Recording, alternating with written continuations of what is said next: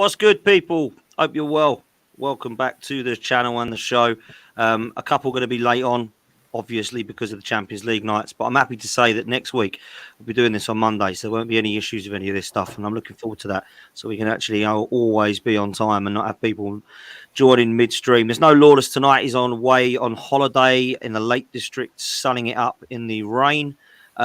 We've got no man. Fucking hell, I'll hide. Oh, no, that is proper up north. That is proper up north. We've got LB and Pete joining us in a bit. Obviously, they're finishing up on their Newcastle and Man City reviews of the games tonight, which I'm sure we'll touch on when they join us. And we've got no Maz, which Dan's really happy about because he gets away with one tonight from him, not so much from everyone else on the panel. But when do I ever get away with anything? Let's be honest. Exactly. With anything? You don't on this show, mate. No one gets away with anything. Big up Dan, big up Billy, big up Errol, and the boys will join us very, very soon. Dan, there's only really one place to start, and it's you boys. I was going to start with a little bit of Champions League, but seeing as the boys aren't quite with us yet, we might as well start with Manchester United. I want to say something now. Every week we start with you. I'm going to say this now, right? I've stuck up for Ten Hag, not because I like Man United or like him, but I have stuck up for him because I see what is going on above him and think it's a mess. But sometimes you have to look at him and go, what are you actually going to do about it? And I'm starting to have conversations with Man United fans now that I was having with Arsenal fans about Arteta back in 2020, because there's only so much you can do with giving somebody time. I didn't see a style of play under Mikel Arteta for quite some time, believe it or not. We all see it now. But the excuse was he didn't have the players. Ten Hag's been given a lot of money.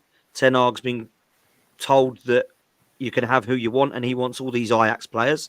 So he knows the keeper really well. He knows Martinez really well. He wanted Casemiro. He wanted Anthony. He wanted all these players. Yet we don't really see a style of play. Now, I don't want to start pointing the finger just at him and saying that he's the reason that Man United are in this mess.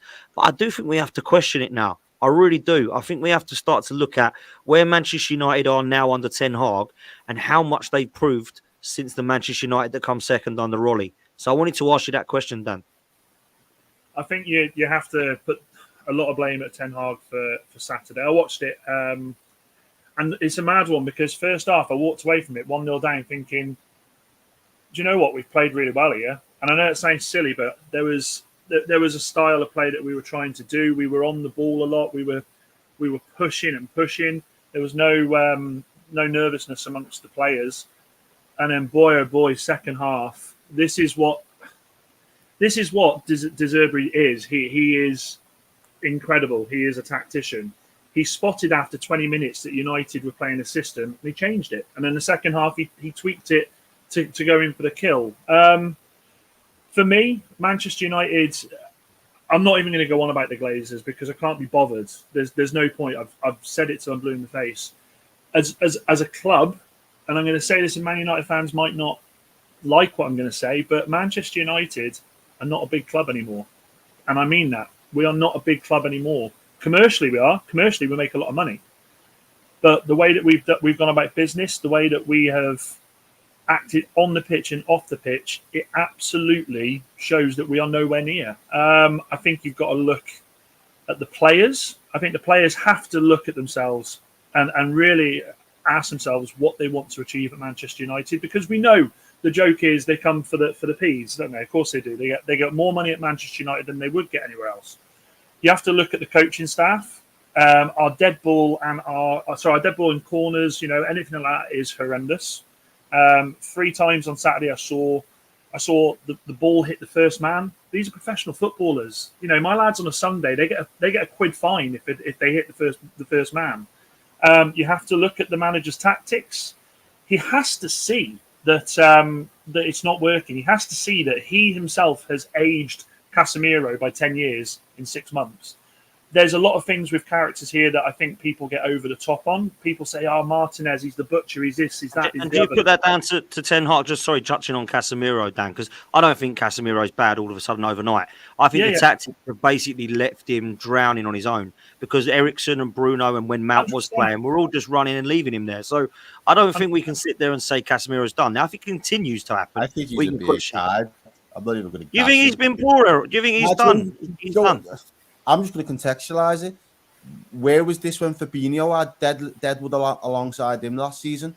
Everyone writ him off straight away. It was, let's sell Fabinho. Who had been a top performer, by the way. It wasn't like he'd only had one or two. Since he came in the door through Liverpool, he was one of our better performers and was the anchor of that spine. As soon as the legs around him had finally pretty much hit the end, everyone writ Fabinho off with it. And I think, was that different, Errol, for the fact that Fabinho was poor, or was it the two in front of him leaving him for dead? Because that's what's happening at Man United. They're leaving him for dead. They are leaving him for dead, but I think it was a combination of how poor the other two around them had been in terms of the running and left them to the point where it then had a knock-on effect to Fabinho. He couldn't then pick up the form and recover it, because where Casemiro is being found now, he's being found wanting because he's not the creator. He's not the guy that's going to split the lines. He's not the guy that's going to drive with the ball. He's your destroyer in midfield.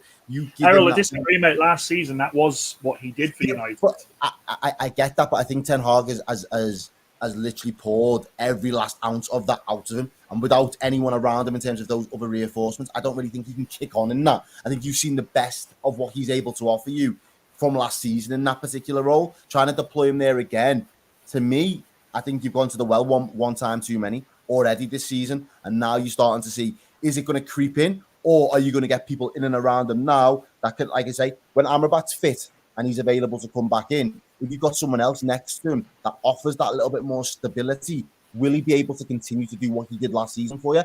Because you're right, last season he was able to do it. Do I think he's still got the endurance and the legs to do it again this season? Right now, his head's everywhere. He's got no chance. Yeah, I agree. But it's not just Casemiro, mate. Like I was saying about Martinez, the whole thing with Martinez, all the fans, he's the butcher, he's incredible, he's this, he's that. If Harry Maguire, and I know he's a meme, but if Harry Maguire puts those performances in, United fans want him off the pitch, they want him off the squad, they want him out of Manchester. Martinez has been horrendous this season. He's been Martinez terrible. Has been horrendous. Terrible. I mean, I can't even say it's uncharacteristically, because we only had one season of seeing what he could do. I just think it's a mess from top to bottom. I think another problem for me is Bruno as captain. I can't believe I'm saying it so soon in the season. But last season, I was talking to my boys about this, and last season as captain, he was able to sort of get away with a few things because there was still Maguire is the captain, and people just threw hate at Maguire. Therefore, he could do what the fuck he wanted. This season, I don't like what I see from him. I mean, his stats up until this season have been unreal. They have, regardless of if you love him or hate him. But I'm not convinced. And also, I tell you something now. Ten Hag did not expect to hear the crowd boo like they did when he took Højlund off. That has got to be a massive wake-up call. The crowd went berserk. Then 10 minutes after that, they're chanting for Garnacho. He's got too much faith in players that aren't performing. I know, obviously, we are depleted with injuries, and I will say that. But Rashford, first half, brilliant. Second half, sulking, attitude was poor, wouldn't track back, left Reguilon on his own. I'd hauled him off. I know these players have produced these moments of magic, but they're moments of magic. You need more than moments to be in the race. Now, for me, I will say this, Reguilon, I was very impressed with. I thought he showed desire. I thought he showed willing. I thought he was probably one of the better of our defenders. But apart from the first goal, he got done, didn't he? Yeah, I get that. But I mean, from a defensive standpoint, I thought the rest of them were fucking shocking. You know, Wan-Bissaka's now out until for 2 months. That's another injury. It's anything that could be going wrong at Manchester United is, and I tell you something that really, really annoyed me with Ten Hag is the fact then he comes out and says, oh, well, all these clubs are spending money around us and this, that, and the other. Brighton's team, I think I sent the picture to you guys, 16.2 million that team cost. 16.2 million. That is such a lazy excuse to use. And I don't see where this fiery Ten Hag has come. Sorry? It is, and that's like I said. So I don't know. He has got a big task on him at the moment. Now, obviously, when I saw the thumbnail of this show, you know, sack Ten Hag. No, I won't. I can't. For two reasons. One, I'm gonna give him this season. Of course, I am. I will. I'm sick of being a club that just sacks managers and brings them in. And secondly, I'll say this, and I'll ask this to you guys: elite managers, who wants to come to Manchester United? None. Who wants to come and be a part of this circus? Who wants to come and have their wings clipped and have everything go against them? Who wants to come into a changing room, into a whole situation where it is nothing but disaster? No one does. So regardless of people saying should we sack him, should we not, what's it going to achieve? Because you're not going to get a world class manager in, not a chance, no way. The problem is though, we could sit here and say none because we are fans of the Premier League. We're fans of our footy that we see week in, week out. And we're like, now you wouldn't go there. We know how toxic it is in that environment, or how toxic it looks to be in that environment right now. The other thing is, we're not the ones getting paid. So Man U will still hold the name, will still hold the weight, will still hold the clout. So when you are going to go and look and shop for managers, you are going to have the money to turn the heads of managers. Otherwise, if he was using other means to kind of weigh up the next move, you'd probably say no. But when I'm not sure now, though, Errol. Errol, I'm not. Look what it's a similar situation for Ten Hag, because the situation hasn't improved since all the same issues that are here present now were present 12, 18, 24 months ago. So nothing has changed from the top down in Man U, as far as I'm aware. Or maybe Ed Woodward's gone, and that's probably the only real big significant change. But the majority of it is pretty much the same. Though, mate. It's not that's changed. what I'm saying. It has no, but we're pulling. It's close. That's the closest. I'm trying to be lenient. It's the closest bit of change you've had at the top for a while. Mm-hmm. The reality is, money and the fake promises, maybe, or the false promises that were told to Ten Hag, got you Ten Hag, who's meant to be regarded as a world-class manager. So it does happen. There will be another Ten Hag that will take the seat because you are Man United. And what you say before about being a big club anymore, I think, and I don't know whether this is going to be better for either fans or for Ten Hag in right now, but what would potentially help you definitely as a fan is you've got to start looking at Man U as what you do on the pitch as a team and what you do on off the pitch in terms of how you run as a club as two separate entities almost at this point. And you've got to strictly start to judge the team, because that's the only way you're going to get constructive criticism or constructive feedback that can actually propel you forward to cope. That's a great point, but it's true. It's the only way you use it from a team's perspective. You're going to be able to get any real focus to be able to go and kick on. Because while you've got all the other stuff that hangs over your head, all the off the pitch stuff, that is just weighing down on your team. And you go back and forth between wanting to pass the blame. This week it's on the board and everyone else around the board, and it's on the backroom staff, and it's none of the playing staff's fault. And then the next week it's all the players. There's never that real balance in between. You're just constantly at odds with each other, and that's your own club. So to be able to be as a fan to look at it, you think, well, how do we as a team move forward? Ten Hag will ask those questions. But if I was Ten Hag, I'd be trying to fuck off. I'd try to block out everything that happens behind the iron curtain. Whatever happens from behind the curtain there, I don't want to see it. I just want to look at these lads and have a siege mentality. If that's the only way he gets through to Christmas, I'll be brutally honest with you. But Errol, all the boys. Honest question, mate. Do you look at that Manchester United squad and see that mentality? Do you see that mentality that they can do that? Because I don't.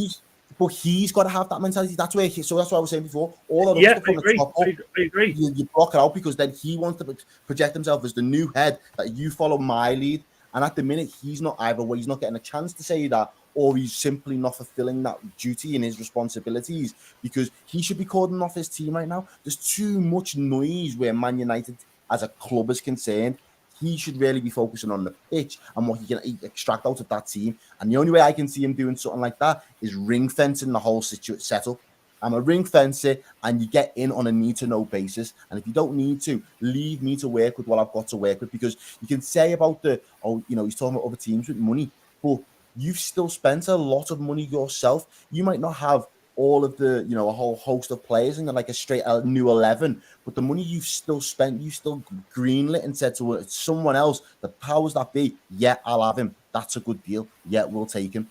And that is something that you've also got to take responsibility for. So now in this moment, if he wants to see Christmas or the new year, he definitely needs to ring fence his team and work with what he's got, because all of this plays out the pram. Just on that, there's a question here from Lee. Big up, Lee. I hope you're well, man. I know you said you're in the hospital, and I hope you're good, bro. I know you always listen, and you've been a legend for a long time, man. So big up, and I hope you're well. Billy, what do you make of this, man? Ten Hag losing the dressing room. Do you think it's too early for all that, or do you think there's something about the Sancho thing that perhaps was a little bit wrong from his stand. And not just Sancho, to be fair. There's been a couple of players that he's done a lot of good with in terms of getting rid of the toxicity of Ronaldo when it went wrong, and he's dropped Harry Maguire and stripped to the captaincy. He's been ruthless, but there's also been times where perhaps he hasn't been so much. And I just wonder what your thoughts were on this one, Billy. I think it's too early to kind of say that he's losing the dressing room, but I think the signs are there that it's starting. You know, it's a small snowball at the minute that's just going to roll and continue to get bigger and bigger and bigger if he's not very, very careful. I think, like you say, Dan, the Ronaldo thing, he dealt with it perfectly, in my opinion. The Harry Maguire thing, I think he was ruthless in stripping him of the captaincy and dropping him, but not ruthless enough to get him out and get that transfer sorted. How can he do that, Billy? He has no control over transfer. I know. I've heard this so many times, and it annoys you, but it irritates me because he has no control over. He can't knock on West Ham's door and say, "Can you just do me a favour and chuck another fight?" He can't do it. I mean, he did all he could to get hit. From a manager's perspective, he did all he could. Bar, and I know people are going to say, "Well, why select him for the squad? We've got no fucking players." And with this, I wasn't going to say that so much, but what Arteta had to do with the likes of Aubameyang, if I'm not, maybe Aubameyang's not the right answer, but I'm sure Arteta has cancelled contracts or spoke to his people and said, "I'm not going to use him. You may as well just terminate his contract." Does he not have the leverage? Does he not have the pull? Is that something he could have done? I don't know, Dan. Again, look at the problems we've had going into the last 2 days of the window, having to do loan deals and all that. Money-wise, I know this sounds stupid saying as a Manchester United fan, it's fucked. There's no way that Manchester United above him, the board above him, will turn around and say, "Yeah, okay, you're right, we need to just cancel his contract." They will still want money, and that is where the issue is. That between the manager and the negotiating side of it is horrendous. That might be the difference then, because I was literally, before we come on today, I was thinking, I've got to take Arsenal serious this year. Like, not to say I didn't take them serious last year, but what happened to Potts? Is that enough, you mate? You've mentioned Arsenal, mate. I said Arsenal. Billy now runs the show. Billy now runs the show. Come on, Bill. Take over the reins, Billy. I'm not the man for that. No, but I was just speaking to you, Dan. What I was basically saying was I genuinely had to take Arsenal serious because last season I knew that he was never going to win the league. I knew he was going to have I knew he was having a good season, but it could have just been a one-off season. Whereas this season, he kind of kicked on in the same vein as the objectives hasn't changed. We still want to try and challenge City and push City as far as we can. If that's going to be enough this year, we're yet to see. But in the way that they've done that, you can almost start to look back now at Arteta, and it has taken time, but you can see where he's got things right. And maybe that step to say, right, you might be our highest earning player, you might be doing really, or have had a bit of a short legacy for this club. But in order for me to take it to the next place, or to the place where I need to take it, I need to let you go. The people above him give him the opportunity to do that. And Arsenal now have sat themselves, I'd say, comfortably between Liverpool and City. It's between City, Arsenal, and Liverpool for any top honours this year, in domestically anyway. And then you look at Man U, and they can't pull that ladder up. They seem to be getting dropped further and further down. And maybe it becomes, you say it's fine margins off the pitch, but maybe it's those fine margins and you thinking short-sighted about, I want the money in my hand today, and I'll have a fiver today, instead of thinking I might have 10 or 15 pounds tomorrow. And I think that's the mentality, that something just needs to shift in either in that sense, or becoming ruthless to know that you need to cut your losses, because that is where I now see Arsenal. They've made those type of shrewd decisions, and as a result, you're starting to see the fruits of that labour, whereas yours is just an internal rot as it stands. Every decision seems to have a knock-on effect to another bad decision. Potts is just having some internet problems, guys. So just go to the chat here, get a couple of comments out there whilst we're waiting for Potts to come back. So Daniel Parker, I can't put the chats on the screen, so I'm just going to read them out. Daniel Parker, for Dan United, how do you see United getting on against Kane and Bayern tomorrow? Guys, what do you two think? I think it's going to be an absolute battering. I think it's going to be horrendous. I don't see Manchester. I've gone into it thinking if we can keep it down to 2 or 3, that's a good night's work. I think Bayern absolutely batter us tomorrow. I really do. What else we got here? There is a super chat, guys. So honestly, obviously, when Potts comes back, I'll try and get that on for you. So Daniel Montadon, big up everyone. Good show this. What's the next Premier League fan debate show, Dan? He will answer that when he is back. We do have Pete waiting in the wings. Unfortunately, I can't let him in. We do love him to death, but we can't let him in. I know. He's sat there. He's waiting. He's so ballistic in the group chat. Absolutely waiting. I'll tell you what I want to do. There's loads of people watching this. I want to get everybody in the chat. Let me know. I just want sack or back. What do you say about Ten Hag? Sack or back? Let me see what the chat is saying. I want to see this. I've got a question for you on this because I've been trying to think, and in my opinion, I think you stick with him for the time being. But is there a correct decision? So I really don't know. Asking today, Billy, there's a correct decision. If we're feeling the same come Christmas, I think the decision could be the other way. But right now, today are back. Yeah. I'm going to give him the time. I am going to give him the time. It's as simple as that. We can't be that team. I'm afraid we've been that team for the last few years where we just get rid. And here's the other thing. I will say this: there is a lot of people saying sack. How many of you people are being honest, or are you just bantering me? I will say this: can Manchester United afford to pay a big payout for another manager? Because this is the other thing. Again, fans might want him gone, but can they afford to do it? So you'd rather pay off almost. I wouldn't. No, not saying you. But people would rather almost pay off managers, so then you have to go and pay another one to then come back and actually just cancelling contracts of players that are already there that the manager doesn't want to use anyway. So either way, this is what I mean. All these mental maths that Man U really have to be doing anyway. All the ones you need to be doing, you choose to do another one and get it wrong still. 100%. There's too much. There's too many little areas individually, and I don't think. Someone said it the other day. Pep couldn't do it. Klopp couldn't do it. It's not even that they wouldn't want to anymore. I think they would look at their own abilities and see. The whole house. It's like what I said to you the other day, going into the house and thinking, oh, mate, there's only a little bit of damp down there. Next week, you've got rising that right through up into the attic. Like, it genuinely is. I think Ten Hag's looked at the project when he's been told about it. He's went up to it, car salesman style. He's seen a Ferrari there on a drive and thought, oh, my God, I'm about to, literally bag a bargain. I'm going to bag a bargain now. And within 3 months of having the lovely Ferrari now, his oil filter's gone. It's leaking. It's constantly breaking down. The gearbox is jamming into second and third. Like, he's getting no joy out of it, and it's still because he doesn't realize he has to take it to a mechanic, and they'll look underneath the hood and they'll tell them, mate, you've bought a Cat D. That is pretty much a write-off. Underneath that, it's not fit to be on the road and it's going to fail its MOT. And we're going to get to that point where Ten Hag's MOT date will come up, and if he fails it. And it don't mention MOTs, mate. I've just spent 500 on mine, so don't even mention that. But it could be the Anfield game. It could be the Etihad game, and they could be the days where it all just comes crumbling down. Well, look, I would love to sit here and talk about Manchester United all night. I would absolutely love to. But thankfully for me, it's race for Europe, not Manchester United's madness. So whilst we're waiting for Potts to come on, I want the guys in the chat as well. You're very vocal tonight, so make sure you get in there with this one for me. I want to understand here, guys. Here he is. 0-0. 0-0. It's your boy. Welcome, Pete. How you doing, mate? Evening, boys. Hope you're well. I certainly am. Doing well, mate. We're just waiting for Potts, mate. We're just waiting for Potts. So I'm going to let him give you his your flowers. We'll wait for the main man who's leading this.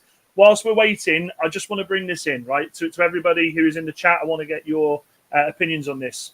Another weekend, VAR absolutely going to pot.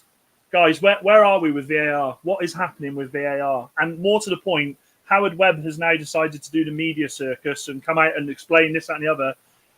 Is this a big L for him, or is this going to sort itself out? Billy, what do you reckon? I don't mind VAR after the weekend. I've got to be honest. I'm probably the wrong guy to ask with that.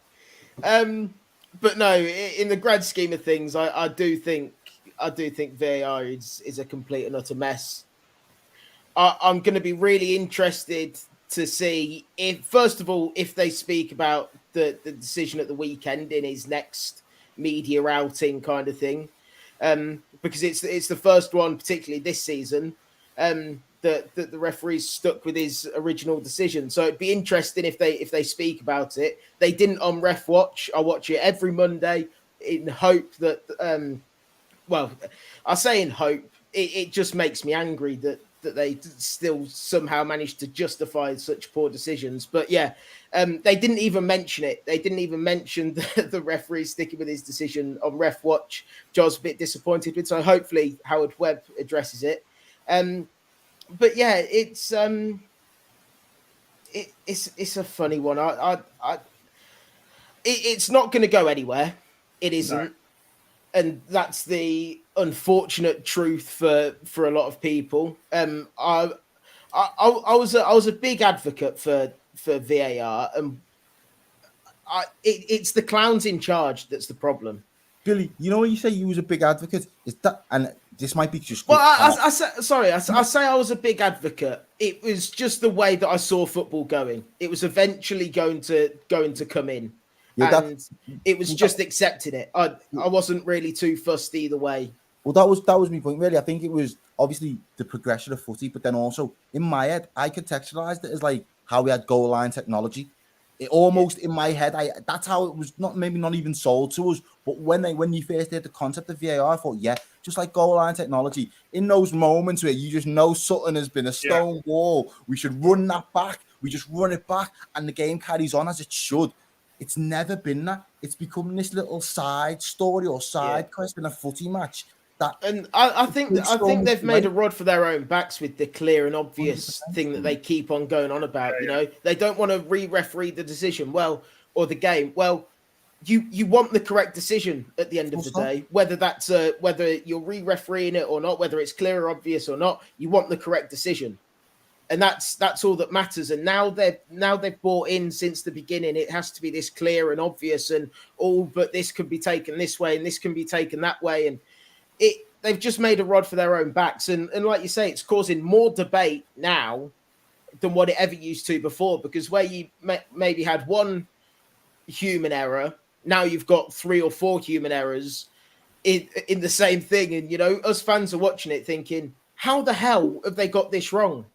You know, we just need 1, 2, 3 at tops replays, whereas they need so many more.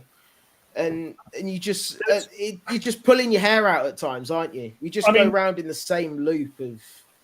Yeah, the comments coming in.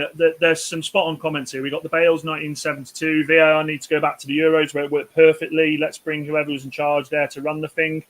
This is a key thing. Like, there needs to be, I think, a different governing body doing this. I think having, ex Howard Webb, all that ridiculousness. I think this needs to be something that needs to be looked at outsourced. I think because there's been so many issues running with it. Who else said there was another one here that said N9 NUFC. Sorry, VAR needs to be run by an external organisation. What do we think of that? Is that something that could work, guys? A third party coming in and doing it, Pete? Yeah, well, let's face it. The referees doing their job properly. The ex-referees and the referees aren't doing their job properly. So why not look at alternatives? There's been arguments that it should be ex-players, people that have played the game and understand the game, having played on the pitch, to be able to make those decisions because they can give the decision based on a player's perspective. There's been talks about that, but if it continues to be such a problem, and I have to say, it's not all VAR. Some VARs are done and ran correctly and made very good decisions off the back of it. The correct decisions, albeit, for example, it went against us, but our second penalty that we were given against Brentford on Saturday, it took a double hit. So it hit the player and then the hand. So therefore, it's not penalty by the rule of the law.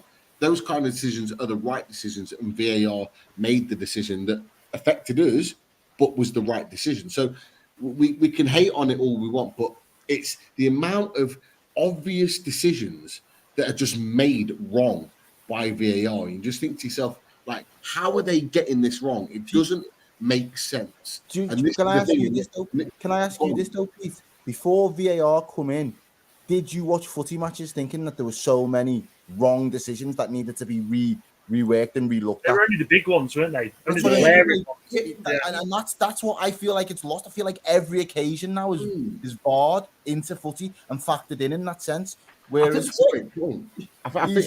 easy now. Champions League boys come to crash it.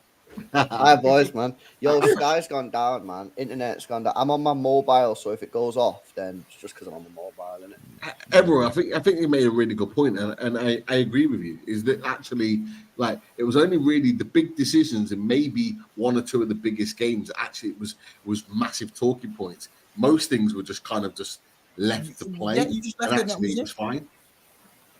Yeah, I think. Look, I mean, it's not going away, is it? That's something we can all agree with. We've got 320 people watching on this now. Guys, get those likes up. Make sure, if you haven't subscribed, you hit that button, you click the follow and share this with your friends, because this happens so much.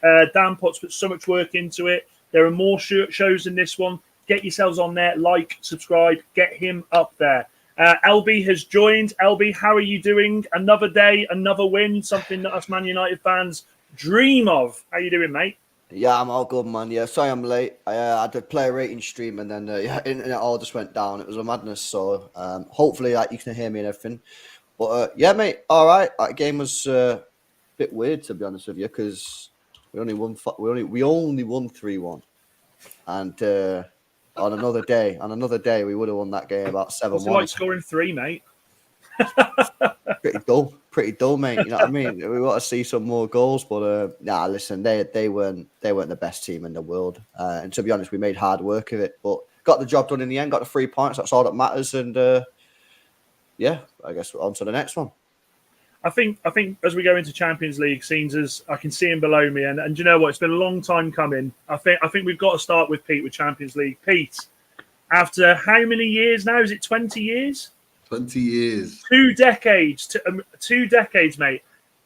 How are you feeling after tonight, mate? How are you feeling? Talk me through the emotion. Yeah, I'm not gonna lie. I've gone through all the emotions.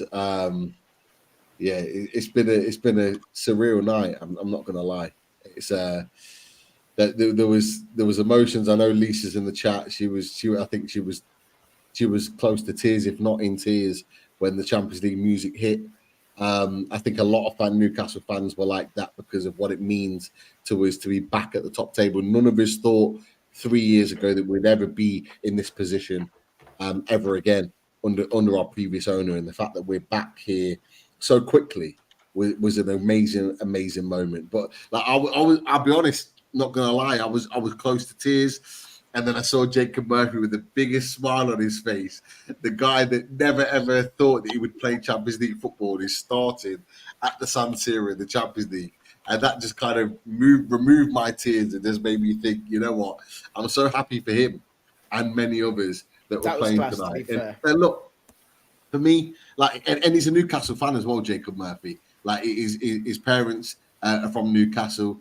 Like, he's kind of clawed his way from the Championship up to the Premier League, like the likes of Callum Wilson, and playing Champions League football. It's an amazing journey for so many. And look, yeah, some people will say, "Oh, it's a 0-0 at the San Siro." It's the fucking San Siro, man.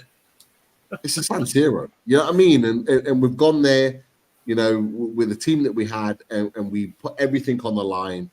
And they had a lot of shots, they had a lot of chances on goal, but you know, we managed to weather the storm. We created 1 or 2 chances of our own. We could have won it late on, last minute. Sean Longstaff, there was a good save from their goalkeeper, their reserve goalkeeper that came on as a sub. Yeah, I'm buzzing. Like, it's a great start. Get Pete, does this San Siro, and we built. Does this now for you come down to 3 games, which for me is the Milan at home, Dortmund at home, and Dortmund away? Because if you look at PSG, surely PSG are going to have too much for you. Do you look at them 3 games now and go, you got to win them 3 games? I don't see it like that. You cannot see the Champions League like that, because at the end of the day, how many times in the Champions League have you gone guaranteed win, and then it never happens, and it doesn't happen, and something surprises you. Like you talked about it just now with Man City.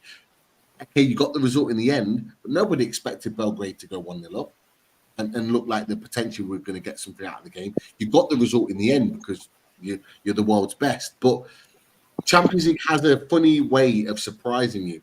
And I go back to when the draw was made, the reaction of PSG, Dortmund, AC Milan, they didn't want Newcastle. I'm not saying we're going to go and win every single game, far from it. But PSG coming to St. James's Park next, that's not going to be a walk in the park for them. We were the 4th seed, remember? The 4th seed is normally the walkover. We're not going to, I don't believe that we're going to be a walkover in this league, in this group phase. I'm not saying we're going to win, but I think we're going to give it a hell of a go. And look, I'm going to the away game in Paris in December. So isn't your brother over there, mate? Yeah. I'm going with my brother. He's obviously a long-term season ticket holder at PSG. Massive fan. That's awesome. Yeah, we've talked about this for years. Even when we were down in the doldrums, like he was like, "You guys are going to be there. You're going to get Champions League, and we're going to go to a game together." Were you saying this to him 20 years ago when PSG were in the doldrums? Well, yeah, effectively. We were kind of looking at it from different aspects. We genuinely were. We had Laurent Robert, who we signed for PSG, and we were kind of talking about how we were at the top and they were not quite there. Roles reversed, and now we're able to compete against each other. From a family point of view, it's amazing. And like for us traveling together and being at the game together, we may not talk on the day, but it's a family moment, not just a great moment for the club, but like I genuinely think we've got nothing to lose.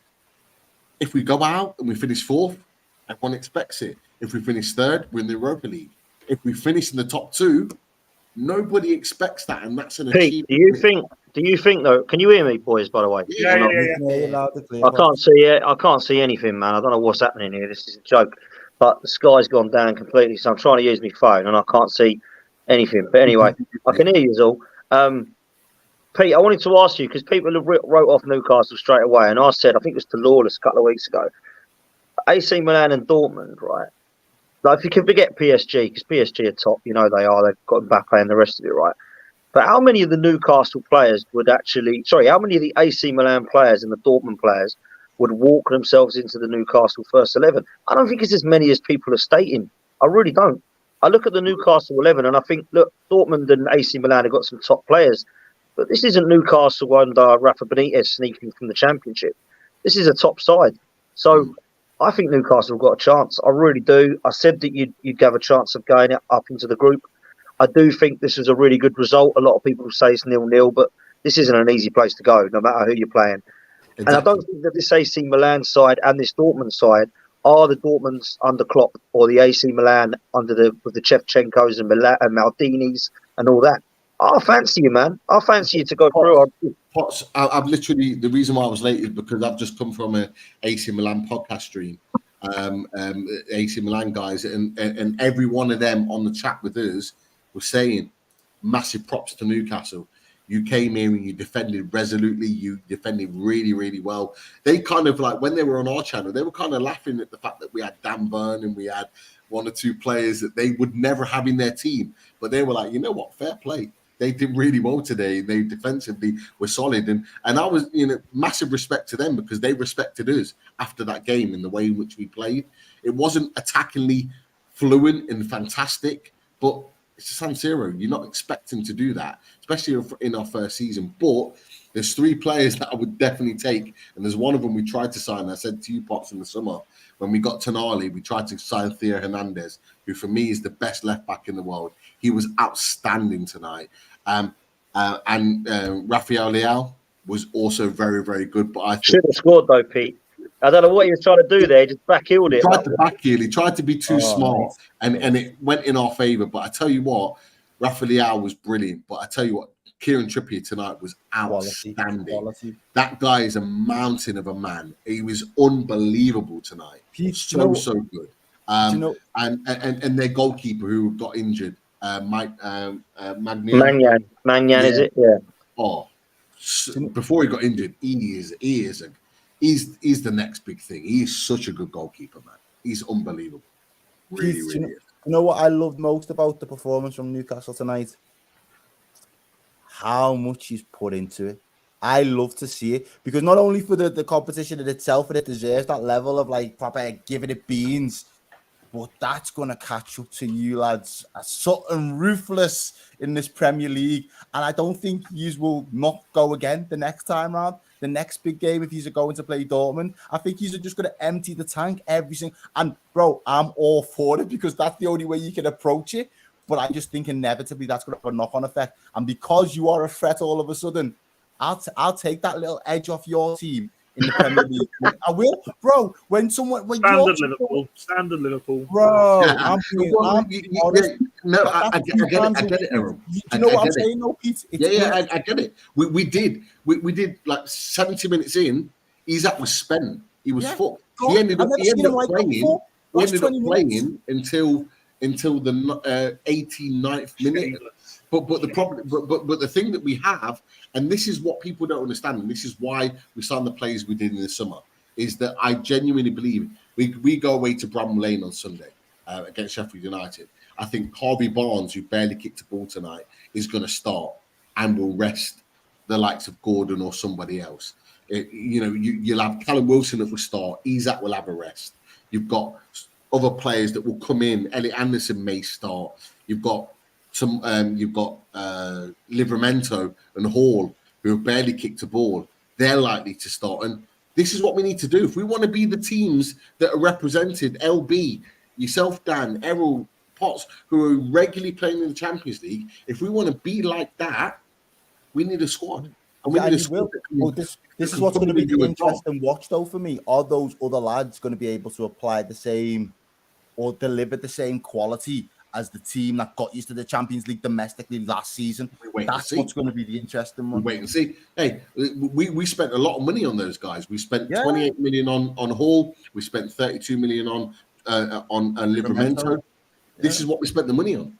Like, this is it. And I think Eddie Howe will put them to the test and go, we invested our money on you to be squad players and come in and do a job.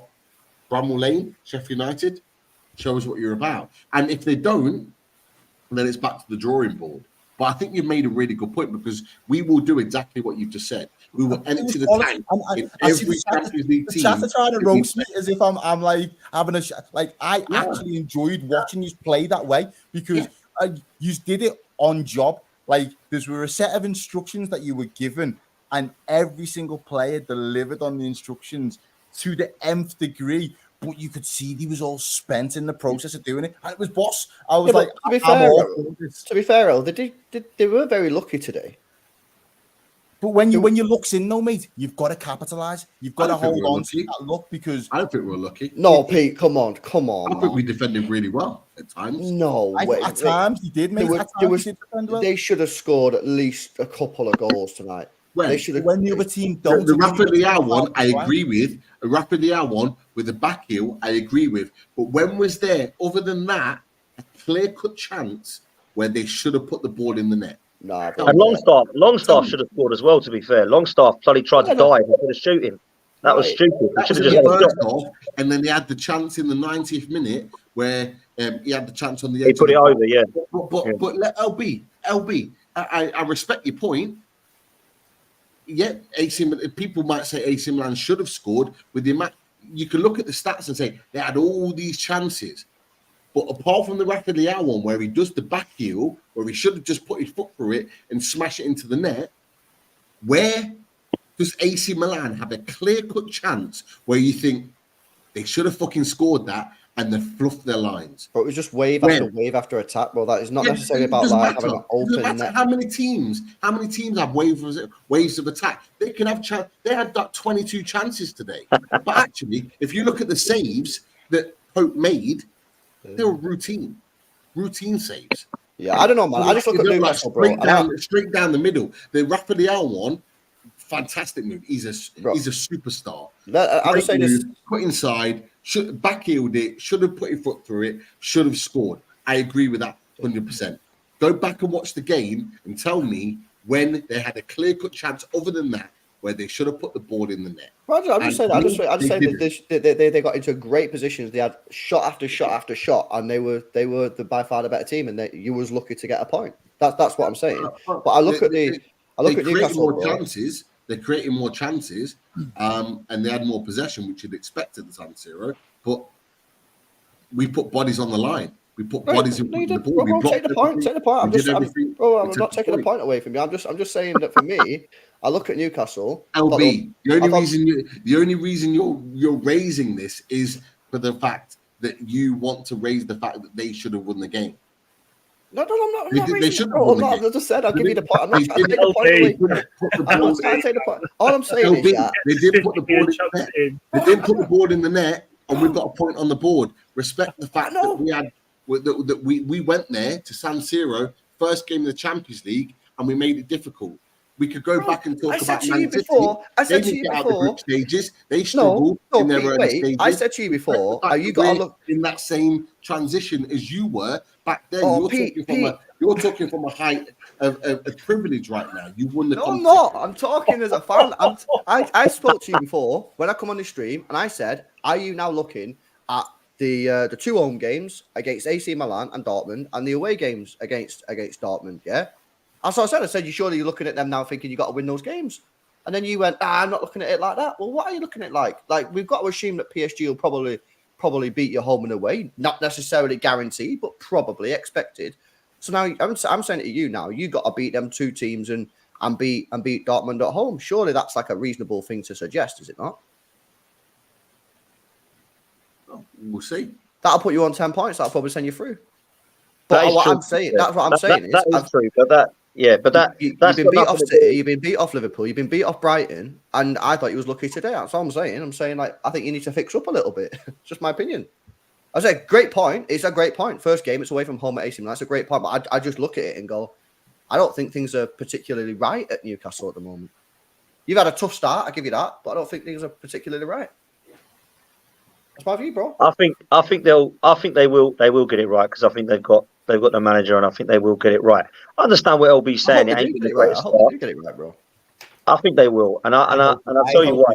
I think that. I hope they don't. I hope you don't.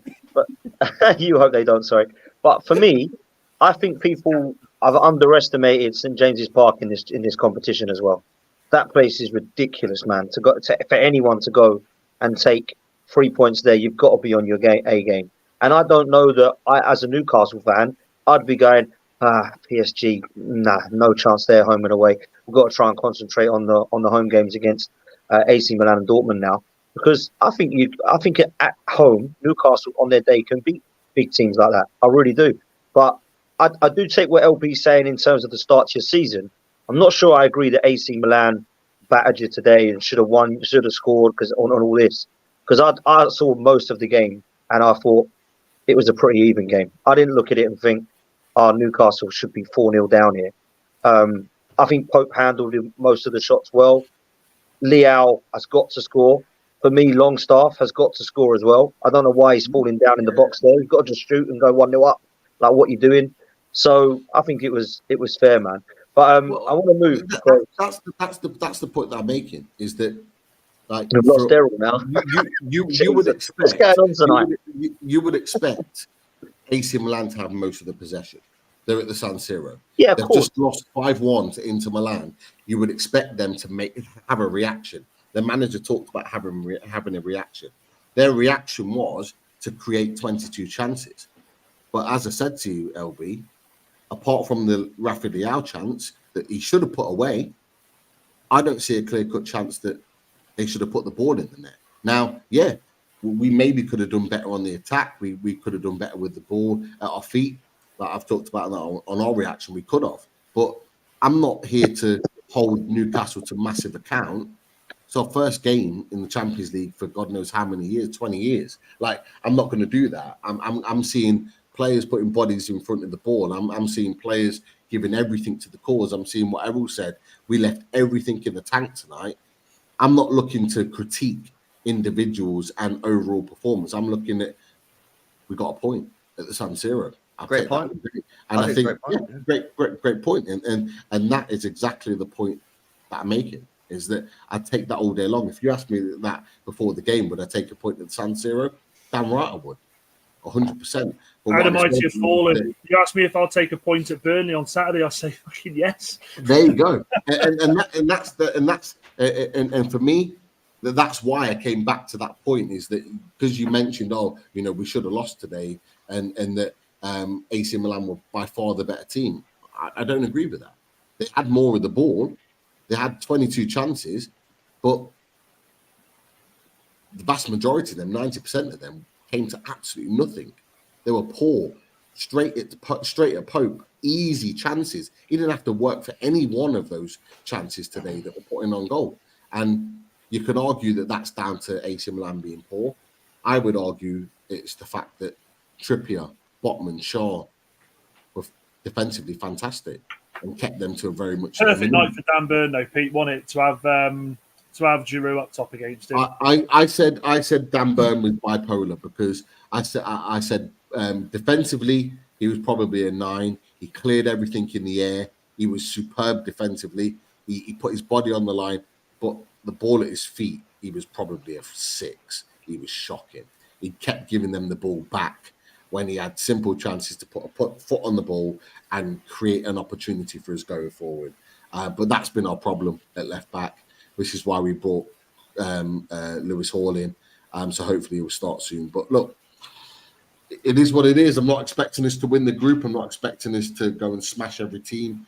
But it was a positive start for me because I saw that against a very good side, we could compete against them. And that's all I ask as a Newcastle. No, that's fair, man. That is fair. And fair play to you. LB, Manchester City keep going and going and going. Slight shock to start with. It's funny because I was watching it and I couldn't believe they ruled that offside, actually, that Belgrade goal. I thought that was shocking. I thought it was perfect. And I thought it looked perfect. I thought it was as well. I thought it was a great goal. But then, to be fair, City turned up. And the goalkeeper, by the way, who was probably the best player on the pitch, then makes a shocker. Mate, it was an easy win for you, really. City had I think when you went 1-0 down, you had 22 shots. And then it was just all one-way traffic, man. But one player I wanted to mention was Alvarez. I think he started the season electric, man. Yeah, mate, he's an interesting player because, like, for me, I just think I've said for a long time I think he's an out-and-out striker, and he's been playing as an attacking midfielder. But he just keeps scoring and he keeps on getting assists, and it's like he doesn't do what Kevin De Bruyne does or David Silva did or Gundogan did, like how pretty they are on the ball and like how polished they are. He's a bit like more rough around the edges, but hey, he's getting goals, assists every single game. You know what I mean? I think he's got 5 goals and assists in 5 Premier League games. He got 2 goals tonight. He hit the post at the weekend off a free kick, which he had no right to even get anywhere near. Like like Pep Guardiola said, he's undroppable at the moment, and he is. He's absolutely class. And I said before, I wonder what he's going to do when Kevin De Bruyne comes back, because you can't be just dropping Alvarez out of the team when he's scoring or assisting every single game. So, yeah. Well, isn't Silva out injured now or something? Yeah, I think he got a bit of a knock. I think he'll probably be out for a week or so. But I mean, we got. So apparently, Pep said in his conference it could be a few weeks. That's what I heard. Well, it was weird because he took a bit of a knock, but they carried on playing for 10 minutes and then went off. So it was a bit weird. But I mean, Doku come on today and did well as well. So. Things are going well for us, man. We just got to get through these next couple of games. Forest at home, then Wolves away. Get the 2 dubs there. See what happens in the Carabao Cup against Newcastle. Because you never know what's going to happen in that, because you don't know what the managers are going to do with the teams. But get the 2 wins off Forest and Wolves. Win our next Champions League game, and then we're into October when it gets seriously interesting. But yeah, tonight, even when they went 1-0 up, like never really panicking. Like we were creating chances for fun. Yeah, man, you were, to be fair. Do you think still, like, wow, this City team, like a City playing wow football still to you? You know, you watch them every week. We watch them on Match of the Day and think, yeah, they won again. Like, it's not even. Go on. It's not even like wow football. It's just like you just know they're gonna fucking score a goal. Yeah. It's like at the moment we're not even playing like good football. I'm not watching the football and be like, oh, this is fucking class. You know what I mean? Like beautiful football. It's just like it's efficient football. we're moving the ball into areas where we're just creating chance after chance after chance. I mean, Erling Haaland didn't score tonight, but in the last 2 games, no word of a lie, could have scored 9 goals.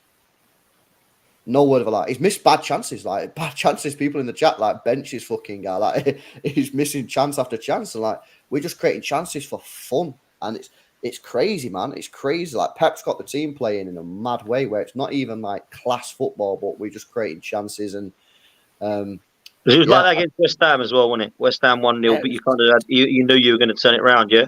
Just same against West Ham, created chances, getting into good areas. And even if we're not creating chances, we're in the right areas, to create chances. And then, West Ham score. Get no real panic stations. You kind of like, if we just carry on doing what we're doing, we're going to win the fucking game. And that's what happened against West Ham. That's what happened tonight.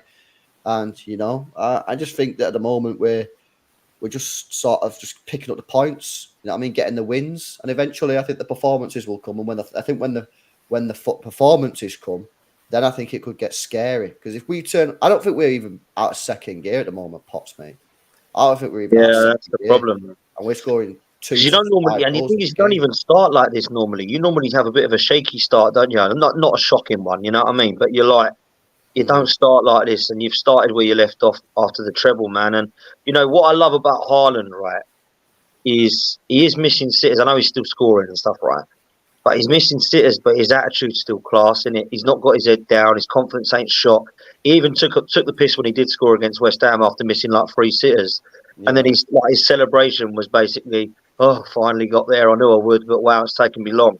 That to me is just bordering on class. Like the confidence of him is just like, I don't really care what people say. I am going to score because that's what I do. And when you got a player like that, man, you're always going to win games. And I don't know. I know Arsenal have started well and Liverpool have started well, and people are talking about Tottenham. I just don't see anyone at the moment that's going to go near them. Because if you're saying you're in second gear, wow, what happens when you get into third gear? What happens when you hit 4th and 5th towards March, April, like you always do? Yeah, it's not looking good for the rest of us, man. But yeah, listen, let's touch on us. I wanted to come to Billy with this actually because there's a lot of talk, Bill, about this Raya and Ramsdale situation. And Mikel Arteta has said, hasn't he, we need the squad. And goalkeepers are no different. He's come out in the press conference and said that he's going to swap it round and that he's going to use both goalkeepers. Now, I like the fact that we've got 2 goalkeepers. What I don't want to see is some of the weird things he's been saying in his press conference, like, well, I might throw on goalkeepers as subs, and this is no different than me playing Fabio Vieira instead of Smith Rowe.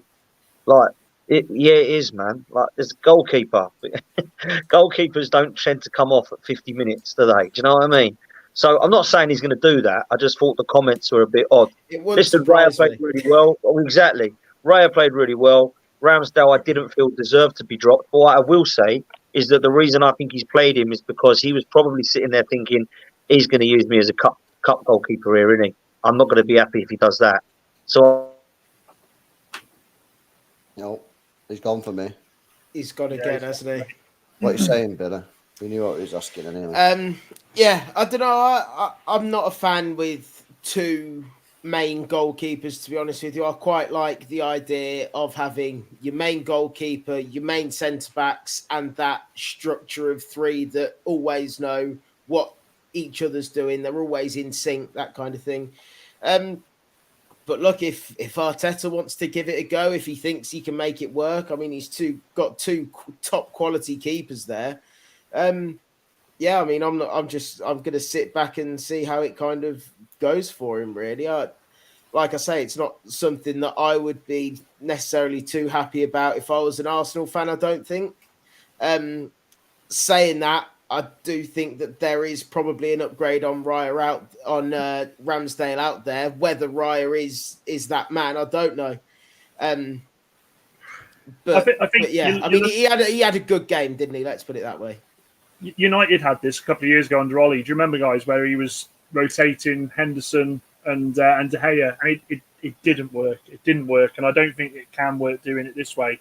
It kind of feels like he's just, as Dan was saying there, He's just trying to please Raya. You cannot sub goalkeepers to get them minutes. That's Sunday league. That's something I'd do if I had two goalkeepers.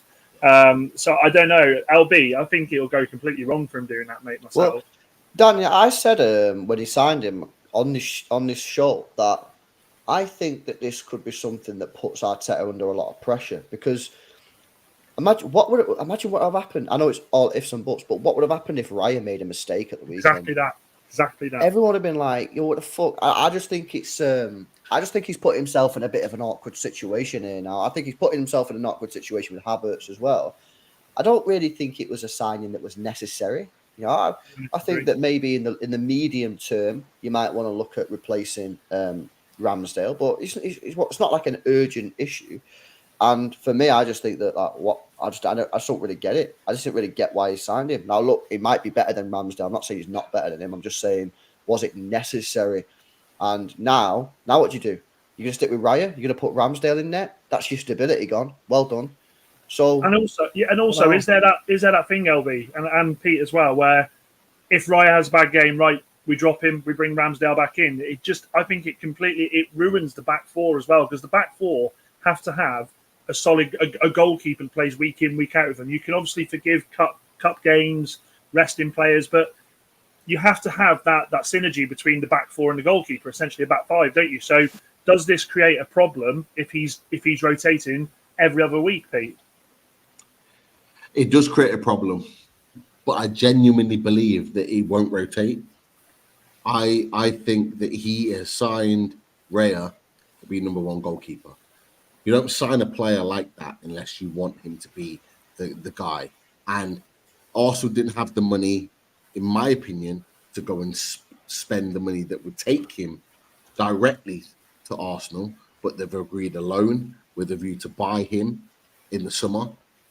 I think Spanish goalkeeper can play off the ground, can do a lot of the things that Ramsdale can't do. I genuinely think this is Mikel Arteta being ruthless in the way that Pep Guardiola was with Joe Hart. And he's doing it in a more subtle way, because he's bringing the goalkeeper in to almost transition the other goalkeeper out. And there's already been conversations and talks about Ramsdale not being happy, and there's been links with him to other clubs in January. That doesn't come by chance. Now, Ramsdale could come in and have great games and do well. And he might have great games like he did last season. But ultimately, for me, I think Ray is the better goalkeeper. I would have said that before last season. I think Ray is the better goalkeeper. There's the fact that there was a lot of teams that were interested in Raya for that reason, to take him from Brentford. I think he is more of a long-term goalkeeper for Arsenal than Ramsdale is. And I wouldn't be surprised that come the end of the season, Ramsdale's moving on to another club and Raya is situating himself as number one goalkeeper at Arsenal. That's my initial opinion off the back of that. And I think I have to say that in his last game, I think it proved it, because I think the defense was a lot more settled with him in the back, behind that back four, with him in goal. And that performance would have confirmed a lot of things to Mikel Arteta, that he's making the right decision. But that's just my view. Do you think there's any problems? Do you think there could be any potential issues in the background? Because Ramsdale, to me, strikes me as someone who's a very, very big character in that dressing room. Do you see anything coming of that, Billy? It's something that could snowball again into something. If he's all of a sudden not getting the minutes and becomes unhappy, you know, I mean, I've been listening to things that Ben Foster, for example, on his podcast. You know, when you're out of the team as a goalkeeper, you want your team to lose, so you get the opportunity to then be put back in to be the number one goalkeeper. I don't know whether something like that, or whether there's been a change of mentality maybe over the years. These younger goalkeepers are more, you know what, we're a squad. I'm going to stick to being part of the squad instead of mind about my own individual performance, that kind of thing. But I don't know. It's human nature, isn't it? You want to be playing Premier League football. You want to be playing football week in, week out. It's something that I think could snowball. It just depends on the kind of person that Aaron Ramsdale is and how he would take that being dropped and how he sees himself. He's going to see himself as Arsenal's number one goalkeeper, isn't he? In my opinion, I think he would do. It's how he now accepts maybe not necessarily being Arsenal's number one goalkeeper. Does he push for a move in January and say, look, if I'm not going to be number one, I want out? It's going to be an interesting one to watch how that kind of thing progresses, I think. He ain't going to be happy though, isn't it? That's what I was going to say. Yeah. You know what I found funny though is when they signed Raya, right? Ramsdale's dad went on a podcast and they asked him about like signing Raya, and he went, "Yeah, like we ain't got no problems with it. Like he's happy with the competition and that." And all the Arsenal fans were like, "Look at this, like elite mentality." I'm like, "Bro, are you that dumb? Like, are you that naive that you think he was happy with that? You think Ramsdale? What else are you gonna say?" In it. You think Ramsdale was sat there at home? They're just signing Raya from Brentford, and he's going, "Yeah, buzzing for the competition." No, he wasn't. He probably wasn't happy with it. You know what I mean? But obviously, like Billy said, he had to say that on the podcast. Like, so I agree. I think that now that Ramsdale's got the sniff of the big game, the big time, the challenging for trophies, the Champions League, he ain't gonna want to go back to being on a bench. No chance. So, yeah, I think he'll probably end up moving on. I think he'll end up moving on. I think for Ramsdale, it's got to be a hell of a week, hasn't it? Going from up there, playing for your country against Scotland to now being back up to being dropped from the team. I think it's again mentality we talk about here. It'll be interesting to see how he picks himself up from here. Billy, big result for you in the end against a managerless Crystal Palace. And I say managerless because poor-eyed Roy Hodgson, 75, is he 76? Wasn't very well. Bit of a worry there. Hopefully he is back in the dugout this weekend. How are you feeling, mate? How are you feeling? Yeah, I'm over the moon. I'm over the moon. It as that game was going on, it should have been over in the first half. The amount of chances that we created, Ollie Watkins, who I'll touch on in a minute, so many chances coming to him, and he's just not taking them. But yeah, we stuck with it. One thing that I really liked about the game that Emery highlighted in his post-match was the way that for the last 20 minutes we played with our hearts instead of our minds at times. And sometimes you need that to get you over the line in games. And thankfully, that's what we did. And thankfully, it did get us over the line. John Duran, what a strike that is to get us back into the game. And I was thinking subconsciously in my mind when I was watching it with my dad, I didn't say it out loud because I don't like to jinx things like this. But I was thinking, if we can get a goal back, I fancy us to go on and win this. And thankfully, that's what happened. Whatever you think about the penalty, in my opinion, it was a penalty. I like to think that I'm not an overly biased person in terms of decisions and things like that. But in my view, it was a penalty, and I'm glad to see that the referee stuck with his decision. And yeah, just to get the third as well, I thought Tielemans was fantastic when he came on. Had a hand in the second and the third goal. The perfectly weighted passes as well through to Watkins and Diaby. He was fantastic. So, yeah, I'm really, really happy. Just getting back to Ollie Watkins, he's doing my head in at the minute. I love him. I really, really love him. I think he's a fantastic guy. I think he's a really good player. The work he does off the ball is top quality. He just doesn't have that killer instinct as a striker. And that's the thing that really infuriates me. He gets these chances. I think if that chance for Duran had landed to Ollie Watkins, he's bringing that down on his chest. He's probably going to try and lay it off to someone. Whereas Duran thinks, bring it down, shoot instantly. The keeper probably wasn't expecting it. Ollie Watkins doesn't do that. There was a chance in the first half where the ball's coming across him or coming across the box. Any top striker is diving in for that. He just lets it run past him. The pass back to the goalkeeper or to the defender, miscontrolled. Why is he taking that shot on so early? Why is he shaping his body to go it was so predictable for the keeper. It was such an easy save to make, to go to that far post. You know, I think of top strikers like Harry Kane. He takes that extra touch, he positions his body, and then he cuts it back to the near post. And this is the thing that Ollie Watkins is missing in his game. And that killer instinct that top strikers have, I don't think he has it. And I don't think it's something that you can train into a player. I'd love to be proven wrong. Like I say, I think he's a top player. I really, really like him. I'd love to be proven wrong on him. But just too many times now, particularly so far this season at least, he's had opportunities to score, but he's just not taking them. Billy, just a quick one, mate. With strikers, are you looking at this now and thinking, should we have let Cameron Archer go, or are you still happy with the business there of letting him go?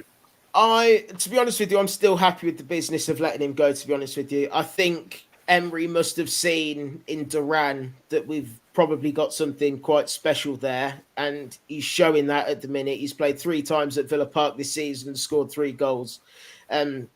So I think we do have a top player there. The thing with Cameron Archer is when Ollie Watkins is your main striker, him and Cameron Archer are very similar players. And I think when you're looking for someone to be a game changer off the bench, you need that something different, where I don't think we had that with Cameron Archer, because, like I say, him and Watkins are very similar players. With Duran on, you're bringing someone in who's big, who's strong, who's quick, and offers something completely different. And I think that's why I'm not as disappointed that we saw Cameron Archer go. What I do want to see from Cameron Archer now is him to go and smash it at Sheffield United, see what happens with them getting relegated, whether they stay up or not. I don't think that he's going to be enough to keep them up, if I'm being perfectly honest. But I think if we go down, or if they go down, we've got an obligation to buy him back as well. So essentially, I don't know exactly how much that's for, whether it's a little bit more than what they paid or whatever. But essentially, we're loaning him out for a year, playing Premier League football every week. So it can only be a good thing for him. If he goes on and smashes it, then we've got that buyback clause anyway, whether they go down or they stay up. If he goes there and just becomes a little bit of a decent Premier League player, we've got 20 million plus for him. So I'm happy with the Cameron Archer business, and I just hope now John Duran can kick on and be something really, really special. Because if he's anything like the last Colombian striker that we had, Juan Pablo Angel, he's going to be loved forever. And I mean, I already loved Duran. He came in, he was a bit of a cheerleader last season for Ollie Watkins. I don't know if you guys maybe saw some of his tweets, but he was like Ollie Watkins' #1 fan at times. He was just brilliant. And everyone at Villa Park just loves him already. I mean, like I say, he's only played a handful of games, but now he started scoring with them as well. So fingers crossed he can push on and kick on, and maybe at some point push Ollie Watkins out the team if he continues scoring. Before we carry on, guys, 140 likes. Get those likes up, please. We've got a fair few people watching this. Let's get these likes up. Let's get the subscriptions up. Make sure you smash a like, follow, share it with your friends, share it with your family, share it with Mrs. Smith down the road if you have to. LB, obviously, top of the table, looking down on us mere peasants. Do you look at Villa and do you see something this season that makes you think? Obviously, they're a team when you go away, when you play them home and away, that you could struggle against. Is there anything there that has you worried? Yeah, I think they're a good team, aren't they? You know what I mean? They've got a good manager. I think they've got a good structure to their team. You know, you don't look at the team and go and really see that's the weak point. You know, I think I think they're a good side, man. I think they're a good side. I think for me, Villa, it'll be interesting to see how they can deal with the European football and the Premier League. You know, now that's starting, how is that going to affect their team? Because again, you know, they're going to be going Thursday, Sunday with that team. So I think that's going to be seriously interesting. But I think Villa are decent. I think that they've obviously got a lot of money. You know, the owners are pretty well off. I think at some point they will. I think it's gonna. I think I like the trajectory that Villa are on. You know, they seem to be improving the team the right way. It's gradual, isn't it? Yeah, it's gradual, and you know, I think that's the right way, because clearly they're not going to throw £200 million at it every summer. But You know, if you keep spending 100 million or whatever every summer, you'll eventually get there. And you've got a top coach. There's a lot of teams in this division that would snap your hands off for Emery. You know, he's a Champions League coach. You know, and obviously won a lot of Europa Leagues, but he's that good. So I just think Villa just need to keep doing what they're doing. You know what I mean? They'll get some big results. They'll beat a big team. They'll beat a City, a United, a Liverpool, someone like that. But they'll also get smacked 5-0 off someone like a Newcastle. That's just the way the cookie crumbles. But I think just enjoy the ride. You know, you've seen some good competitive football. European football's back at Villa Park. So I think it's a happy place, isn't it? It's a happy camp, man. Obviously, he's disappeared, Errol. Don't know why. I think it's his internet. But we will obviously mention Liverpool because, again, a good result for him against the Wolves side. I think in the first half, I thought looked very strong. I thought Wolves, if they could put the chances away, could have really dealt some damage. And I actually think the midfield too, they had a Lamina and is it Bella? What's his name? The young lad in midfield they signed. No, what's his name? Anyway, them two they had in the midfield. I thought but that's him. I thought they had some real questions of the Liverpool side. I thought McAllister was very poor. Question is, lads, obviously, what do we see Liverpool doing this season? I mean, they seem to be they grinded out that result. But what do we actually see Liverpool doing? I know, again, Errol went at Pete here saying, you know, you give it all and you've got these games that are going to be coming. You're going to have to make sure you've got enough in the tank. But Liverpool Thursday nights as well. Thursday nights are a killer. So I'll come to you first, Pete. What do you actually see Liverpool doing? Have they started strong enough for you to think, right, okay, they're going to be up there this season? They're a team to worry about. What do you reckon? I think they've had a great start. I think they've had a start that I think they probably didn't expect to have. Certainly with some of the teams that they've played against. However, as you quite rightly said, Dan, when the European competitions kick in, is that going to have an effect on their performance, on their team? Because, like you say, very much like the Newcastle game, I watched the Wolves game, and I did. Maybe you guys disagree. I saw it very much like the Newcastle game, is that Wolves had their chances to put Liverpool to the sword. They could have been 3-4-0 up in the first half. They had chances in the second half, could have ended the game. They didn't and got punished for it. And Newcastle did the same at St James's Park. Wolves did the same at Molineux.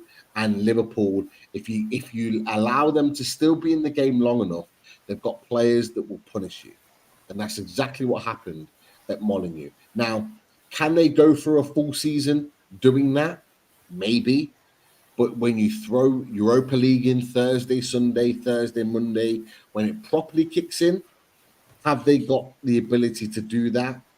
They're struggling as it is to put out a team that's capable of playing at that level. And even, like you said, some of their marquee signings this season have not really hit the ground running, or at times haven't really performed that well. So when you throw that into the mix, it may make the difference. It could go the opposite way and it could elevate them and they could be right in there in a title challenge. We don't know. But from what I've seen so far, they've had a great start. But my question mark is, can they maintain it? And I'm not quite sure about that just yet. Because like I say, and like we've said as well, European seasons, when it properly kicks in, it can change the way in which a team performs. Yeah. What about you, Albie? I mean, as City doing what they're doing, as we've stated already, not really hit third gear yet, still second gear, coasting, grinding out the results. Are there a team that you look at and you think, okay, I think we need to keep an eye on these, or are you kind of like, yeah, I can see them having these off days? What do you think? I think their front like line is scary. I think Nunez, Salah, Diaz, Jota, these players, yeah. I think Gakpo's probably, for me, the worst of the lot, in my opinion. Great. But I think they've got a frightening front three, which at the moment, in my opinion, is covering the cracks of a weak midfield and a weak defence. Now, given how good their attack is, that will get them out of the shit a lot. But it's not going to get them out of the shit every single time. So I do think that they'll finish in the top four, because ultimately I just think that their attack will just win too many games for them. But over the course of a 38-game season, I just think the midfield and defence isn't good enough, and I think that will end up costing them any chance of winning the league. But I think Liverpool, it's going to be great football matches to watch. I think you're going to concede a lot of goals and they'll score a lot of goals. So it'll be good for us as fans watching it. But I just think that the midfield and defence is just lacking a little bit. So I think that's pretty much where I'm at with Liverpool. You're going to score a lot, you concede a lot, you'll finish in the top 4, but you won't win the league, in my opinion. Billy, unless they get a little bit lucky, you know what I mean? Like unless their attack just carries them the whole season. But what are the chances of that? I don't think they're going to. I think you look at the bench as well. I'll come to you, Sat, Billy. I think you look at the bench, the subs they could make on. I think that helped massively bring Diaz on. Obviously, having Nunez to come on there to cause havoc. But it was at the back as well, wasn't it, Billy? I think they are threadbare at the back, aren't they? Their centre backs can't seem to stay fit. Obviously, I know Van Dijk's just coming back from his suspension, but. Is this something? I mean, I completely agree with what LB said about the attack taking them so far, but how much longer can they go on with that with the defence like it is? Yeah, it's frightening from a Liverpool perspective, isn't it? Really, you know, if you think, I mean, even if you're talking about the midfield, if Szoboszlai gets injured or something, you can already see how important he is. You know, if Trent gets another more serious injury and they're stuck with Joe Gomez at right back, he was terrible in the first half, wasn't he? Neto exactly a pacey winger up against him, and they're going to have him on toast. You know, he just isn't a right back. And centre half staying fit. It's, you know, you never know. I don't suppose Liverpool fans probably know what their centre-half pairing is going to be on a week-to-week basis, because you don't know whether if someone's got a suspension, if someone's got an injury, if they've just got a slight knock in training maybe, you know, and then you add in the Thursday-Sunday rotation in that as well. I think it could cause problems, but like LB said, their attack is frightening. I think they will score plenty of goals. I don't think goal scoring is going to be a problem for them. But like he said as well, I think how far can that take you? And I do agree that they'll get top 4. But I don't know whether they're going to cement themselves early on into that top 4, or whether it's going to be a little bit like last season where they're there, and then then it's confirmed kind of thing, if you know what I'm trying to say. Yeah. I think that's the thing, isn't it? Only time will tell with Liverpool. As I said, they got the Thursday, Sundays. They've come thick and fast. Trust me, as a United fan, we've been used to doing the Thursday nights for a long time. So we're going to need to see if they've got the squad that can compete with that and cope with that as well. I will, obviously, before we finish, we'll finish at 22. Potts, bless him, his internet has completely done him over tonight. Maz isn't here. Obviously, we spoke about United, so I don't want to go over United again. But what I do want to do, because Maz isn't here, is give him his flowers. I think Brighton. I mean, who's beating Brighton at the moment, guys? The way that squad, 6 changes he made at the weekend. Zerbi, how does he do it? How does he do it? And I'd say it again to you, LB. Are you worried? Worried in what sense? Like to win the league? No, not win the league, but are they a team that could come and do something at your place? And I think could you struggle at their place? Yeah, I think so, because I think they're a great team, and I think when I watched the game, the stats kept on coming up on screen like one of the best teams in Europe for all these presses and stuff. You know, my main problem with Brighton, when you watch them play, they are relentless. One of the most energetic sides I've ever seen. Yeah. Again, we go back to the European thing. Are they going to be able to cope with the European football, the way that they play? And this isn't a criticism. I'm saying this because of how good they are. They don't stop running. You know what I mean? They sprinting around. They move the ball so quick. And I'm just thinking to myself, if they've got to do that on a Thursday and then do it on a Sunday, like, surely to God, they can't keep that up forever. You know what I mean? So it'll be interesting to see if he can keep it up while they're in this group stage. But listen, they are a fantastic team to watch. One of the best sides in Europe to watch. And I mean, they tore you apart. You know, they really did. They made you look like a very, very average side, which you are at the moment, having lost 3 out of your first 5 games. And it's pretty crazy. You know, you lost 9. You lost 9 in the whole of last season, and you've already lost 3.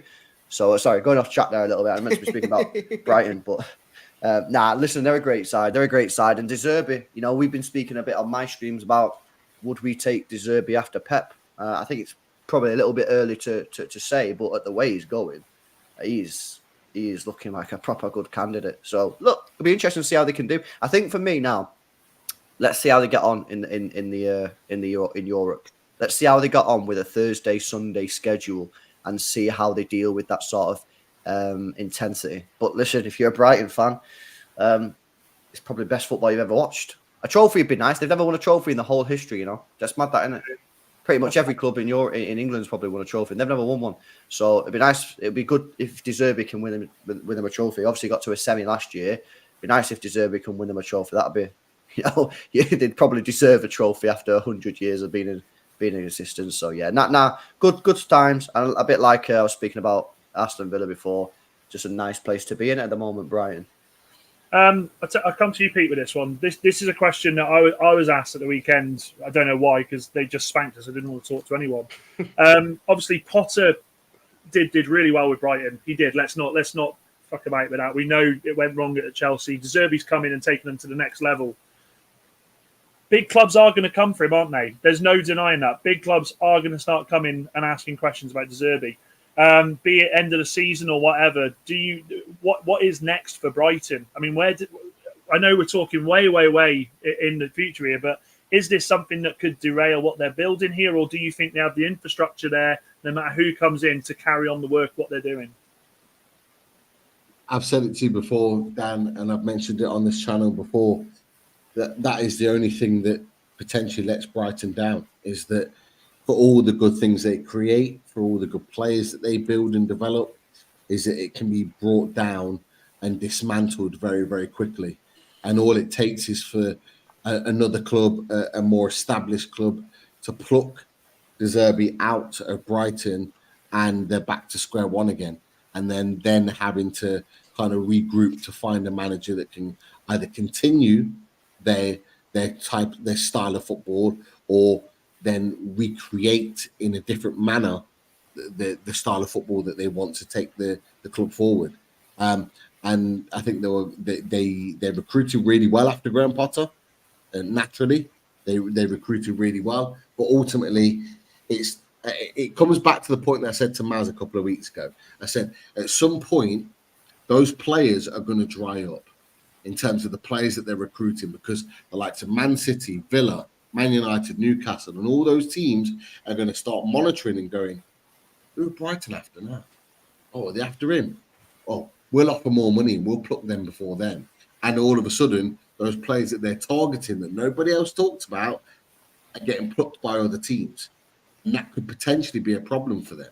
And it's like Southampton years ago when Liverpool were getting out all their talented players that were pushing them up the league. Eventually, it comes to a point where it grinds a halt. And that's the big worry for Brighton.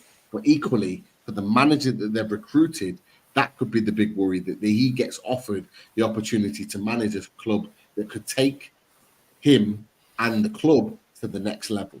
That's the big question mark. And it's not a question mark that could Brighton be that team that gets the Champions League football this season or play at the top level. That's not in question. They've got the ability. They're a fantastic football team.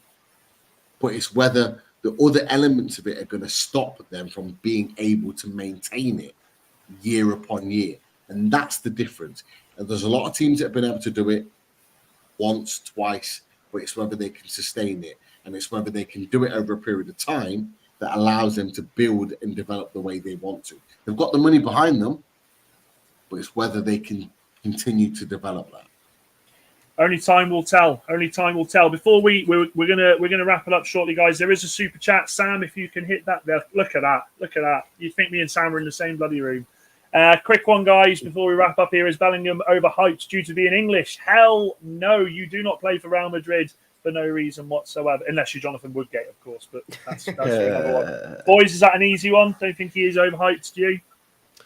Look, when you've got an Aston Villa fan calling him top quality, then he can't. You don't even watch England anyway, so I don't watch England, but I've seen him a couple of times for Real Madrid and Dortmund. Thank you very much for the super chat, Sanji. Right, guys, before we wrap up, Pete, I know you want to do a quick shout out, mate. So, floor is yours, of course, sir. Definitely. Look, we put it on the chat earlier. We were talking about it on the Race for Europe chat. a massive shout out to Eddie McKay, who was attacked, Newcastle fan in Milan, attacked and stabbed and attacked with a machete by apparently Italians wearing hoods or whatever it was. Attacked just as he was on his way back to his hotel, like not causing any problems in Milan, enjoying himself like many others were, but missed the game because he was in hospital recovering from his injuries. We've heard that he's stable and he's likely to travel back to Newcastle in England very, very soon. So that's a positive. But he missed the game due to brainless thugs, really, that are just, potentially could have caused serious problems. So massive shout out to him and his family and everyone traveling. I hope they got back safe, which is what we all want when we go to watch football matches, is to ensure that the fans get back safe. So massive shout out to him. And of course, for us, it's been a fantastic night and a result. And look, I think all Newcastle fans would dedicate that result in the San Siro to him and hope he has a full recovery. Fantastic. No, honestly, echo everything there, and thoughts go to him and the family. And I hope he does pull through, and I hope everything is sorted that end for him.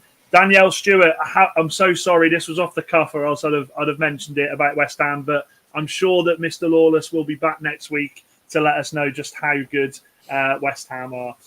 He's going to be fuming. He is going to be fuming, isn't he? I'm sorry, Lawless, if you're watching, I'm sorry, mate. This wasn't planned. I'm so sorry. It makes it even better for next week. Of course it does. He'll already be riled up, won't he? He's coming for me, mate, isn't he? He's coming for me. Guys, everyone in the chat, thank you so much for bearing with tonight. We have had internet issues, but as always on Football's 12th Man, we give you what we can, and that is nothing but the best, guys. Of course, we're elite. Obviously, Dan will be back for the next show. I'm hoping the internet will be sorted for him then. Before I go, Pete, where can we find you, my friend? Here. Loading Bag and UFC. We had our reaction show tonight with all things AC Milan. We've got our preview against Sheffield United on Thursday. Loading Bag and UFC, we're on our way to 7K and beyond. So come and click that subscribe button and enjoy the Loaded Ultras, as we like to call them. Nice one. LB, what about you, my friend? Yeah, it's LB, doing daily content on the channel there, so go follow me. It's LB on Twitter and I think Instagram as well. So, yeah, man, big up. Well done. And then, Billy, where can we find you? You can find me at AVBilly on Twitter, Instagram as well if you use that, and at Total Screamers as well. Fantastic stuff. Guys, before we go, as I said, make sure you hit those like buttons, get those subscribers in there. Make sure you follow everyone who is on the show, all doing amazing content. And Sam, if you're ready, mate, I can't believe I get to do this. I've dreamt of this moment. It's goodbye from us. Up United.